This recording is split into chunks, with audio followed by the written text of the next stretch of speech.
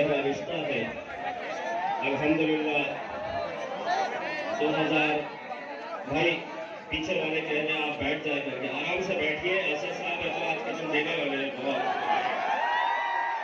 बैठ के सुनिएगा आराम से। अपनी अपनी जगह पे बैठ जाए तो ज्यादा बेहतर रहेगा। अल्हम्दुलिल्लाह आप लोगों ने मजलिस इत्तेहादुल मुस्लिमीन को पिछले न जाने कितने सालों से आपने हमें गले से लगा कर रखा, अपनी दुआओं में शामिल किया। आप लोगों का जोश, आप लोगों की दीवानगी उसी का नतीजा है। अल्हम्दुलिल्लाह 2019 के अंदर हमें ये शर्फ हासिल हुआ कि मेरे कायद बैरिस्टर असदुद्दीन अवैसी साहब के बाजू पार्लियामेंट के अंदर जाकर बैठने का मुझे मौका मिला। मैं वो खुशनसीब इंसान हूँ जिसने असद साहब को बड़े करीब से उस पार्लियामेंट के अंदर जब वो अकेले बैठते हैं और अकेले जब डट कर मुकाबला करते हैं, हुकूमत से आंखों में आंखें डालकर सवाल करते हैं, तो मैंने वो बहुत करीब से देखा है। और यकीन मानिए असद साहब को ये हिम्मत कहां से मिलती है जब वो हुकूमत, वजीर आजम अमित शाह की आंखों में आंखें डालकर सवाल करते हैं, तो ये हिम्मत उन्हें नारेगांव के नौजवानों से मिलती है, बुजुर्गों से मिलती है, बहनों की दुआओं से मिलती है। मेरे भाई, मैं आप लोगों को कुछ आज एक भाई की हैसियत से, एक बेटे की हैसियत से, एक दोस्त की हैसियत से एक मशवरा देने के लिए आया हूं। मुझे मालूम है कि कल से सोशल मीडिया के ऊपर कुछ एक फैसले को लेकर अलग अलग तरह के कमेंट्स किए जा रहे हैं। देखिए, अल्हम्दुलिल्लाह ये जमहूरियत है, हर इंसान को अपना इख्तियार है, लेकिन मैं आप लोगों से और खुसूसन नौजवानों से ये अपील करना चाहूंगा कि आप सोशल मीडिया, चाहे वो व्हाट्सएप हो, फेसबुक हो, इंस्टाग्राम हो, एक बात अच्छी तरह से समझ ले कि हम अपने उलमाए किराम का बड़ा एहतराम करते हैं और इंशाअल्लाह आगे भी करते रहेंगे। इसीलिए आप कोई ऐसी गलत बयानी मत करिए सोशल मीडिया के ऊपर कि जिसकी वजह से आज जो भी फैसला लिया गया है, हो सकता है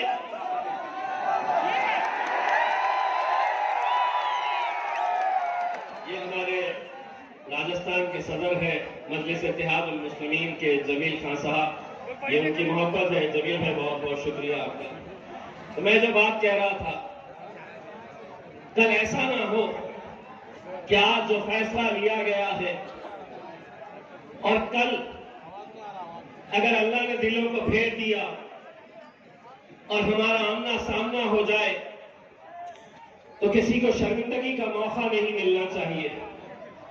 हम जब आंख से आंख मिलाए तो किसी ने शर्मिंदा महसूस नहीं करना चाहिए। बस यही मैं आप लोगों से अदबन गुजारिश कर रहा हूं।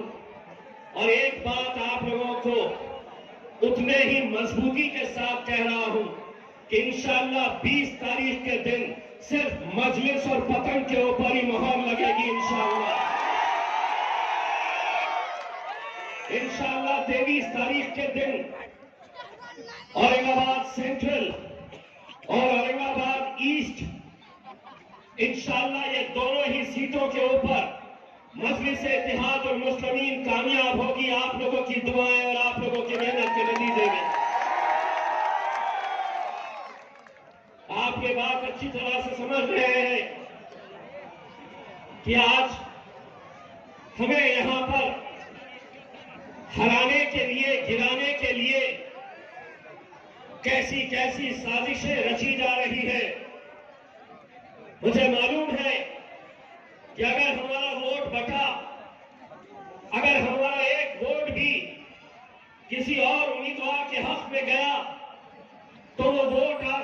कीजिएगा कि सीधा भारतीय जनता पार्टी की झोली में जा रहा है, वरना क्या वजह है कि पूरे महाराष्ट्र के अंदर मजलिस की इस सीट पे आपका बेटा, आपका भाई, आपका दोस्त इम्तियाज जलील को हराने के लिए 28 उम्मीदवार मुसलमानों के खड़े किए गए, जो पूरे महाराष्ट्र के अंदर सबसे ज्यादा मुस्लिम उम्मीदवार किसने खड़ा किया, किसने इन्हें पैसा दिया, कौन चाहता है कि हमारा वोट बंटना चाहिए, ये साजिशें आप अच्छी तरह समझ सकते हैं। इसका सीधा फायदा किसको मिलने वाला है, लेकिन मुझे पूरा यकीन है इनकी आंखों में जब मैं देखता हूं तो इनकी आंखों के अंदर मुझे पतंग उड़ता हुआ नजर दिखाई देता है। यकीन मानिए, ये वो बस्ती है, ये वो इलाका है जहां पर जब भी हम आते हैं तो हमें एक हिम्मत मिलती है, एक ताकत मिलती है। मैं तमाम उलमा-ए-किराम, इस इलाके के बुजुर्गों, मेरी और माँ और बहनों से मैं ये इल्तिजा करना चाहता हूं, ये बहुत बड़ा पॉकेट, बहुत बड़ा बैंक है हमारे लिए। हो सकता है कि कल जब नतीजे आएंगे 23 तारीख के दिन, जीत और हार का फैसला नारेगांव की आवाम तय करने वाली है।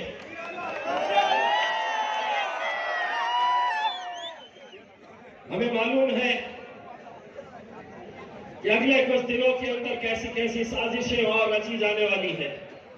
मैं खास तौर से यहां के नौजवानों से यह अपील करना चाहता हूं, मैं ये अपील करना चाहता हूं कि अगले कुछ दिनों के अंदर आपको चौकन्ना रहना है। इसलिए चौकन्ना रहना है कि अगर कोई लड़का अगर किसी के घर में जा रहा है ये बोलकर कि मुझे इलेक्शन कार्ड दो, आपका आधार कार्ड दो, ये इलेक्शन कार्ड, आधार कार्ड आपके घरों से कलेक्ट किया जाएगा।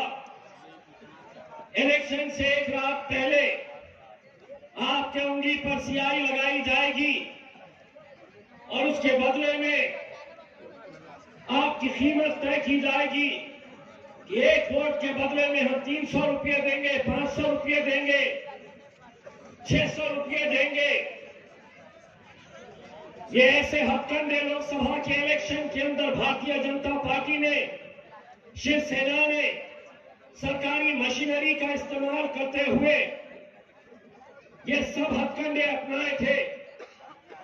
हम एक बार गिर चुके हैं, अब अगर खड़े हैं तो अच्छे अच्छों को गिराने के लिए खड़े हुए हैं।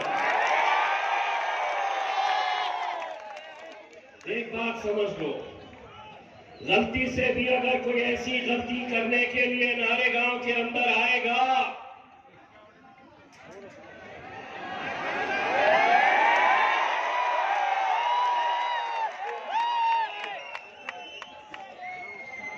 कुछ बोल रहे हैं बच्चे, मुझे पता नहीं है, लेकिन ऐसा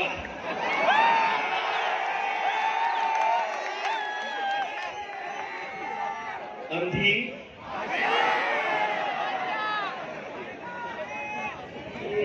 जैसा कैमरा वाला खुश हो रहा कि दे दिया इम्तियाज जलील ने, हमारे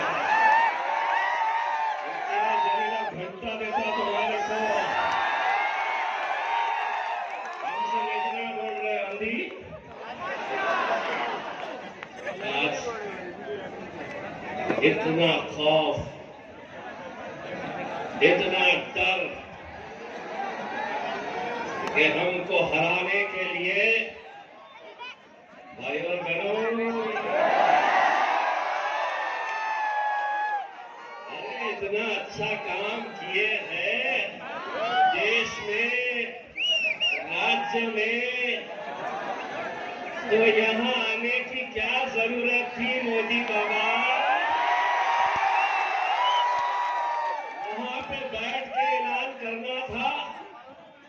में ये करे, हम में वो करे। जहां जाए जिस किसी का स्टेज सज रहा है, जो आ रहा है, महफिल उनकी सज रही है।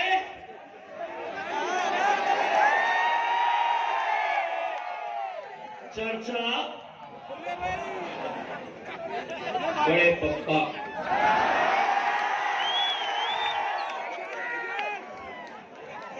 देवेंद्र फडणवीस भारतीय जनता पार्टी के महाराष्ट्र के प्रमुख आए।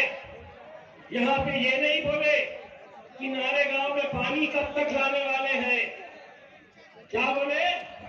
अवैसी। मैंने दूसरे दिन बोला, ए देवेंद्र,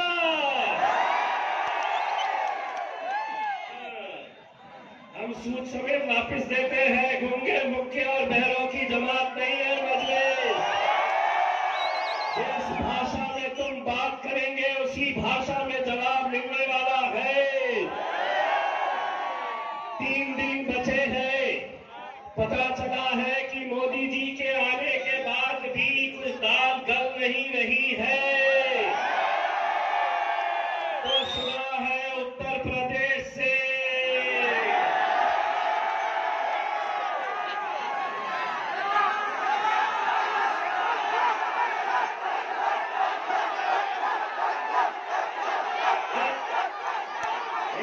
टकला नहीं बोलते, गलत है।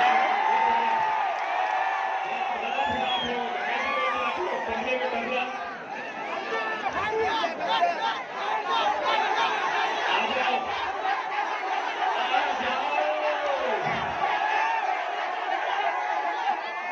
मेरे सैया बगैर गाड़ियां लगाए, बगैर 300 और 500 रुपये दिए, सिर्फ इतनी पब्लिक जमा करके बताओ तो हम मान जाएंगे। ये अल्हम्दुलिल्लाह यहां पर ये जितने भी दीवाने आए हैं, ये मजलिस की मोहब्बत में और बैरिस्टर असदुद्दीन अवैसी साहब की दीवानगी के लिए आए हैं। सब परेशान रहते हैं, बोले यार तुम्हारी सभाओं में इतनी पब्लिक आती कहां से है। हम उनको ये बोलने वाले हैं 20 तारीख के दिन देखना कैसा धपा धप धपा धप धपा। मुझे मालूम है कि लोकसभा के इलेक्शन के वक्त में नारेगांव के नौजवानों ने, नारेगांव के छोटे छोटे बच्चों ने, हमारी माँ और बहनों ने शिद्दत से इबादत की थी। ये दुआएं मांग रहे थे कि हमें कामयाबी मिली, लेकिन अल्लाह की कुछ और मसलियत थी। यकीनन वहां पर हम नाकामयाब हुए। हो सकता है कि अल्लाह ये चाहता होगा कि पार्लियामेंट में इम्तियाज जलील, तुम्हें असद साहब के बाजू बैठने की जरूरत नहीं है। वहां पर 100 सोनार की 1 लोहार की हमारा असदुद्दीन अवैसी अकेला काफी है। हो सकता है अल्लाह ने कुछ हमारे लिए अलग सोच रखा होगा कि इम्तियाज तू जा विधानसभा के अंदर, और जिसने मेरे नबी करीम सल्लल्लाहु अलैहि वसल्लम के खिलाफ गुस्ताखी की थी और जिसकी पीठ थपथपाने के लिए एकनाथ शिंदे आए थे और उन्होंने कहा था उस रामगिरी को कि तुझे केशा नहीं, हाथ लाऊ देना नहीं, तेरे बाल को भी हम धक्का नहीं लगने देंगे। एकनाथ शिंदे साहब, वो रामगिरी भी खुद तखला है।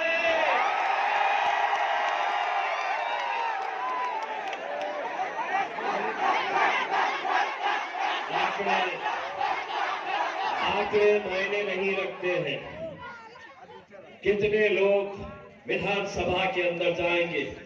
288 सीटें हैं महाराष्ट्र के अंदर, लेकिन मजलिस इत्तेहादुल मुस्लिमीन महज 16 उम्मीदवार खड़े किए हैं।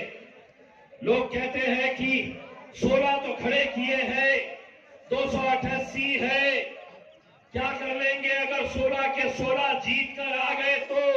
मैं कहता हूं 16 छोड़ो, एक को देखो क्या करते हैं पार्लियामेंट के अंदर।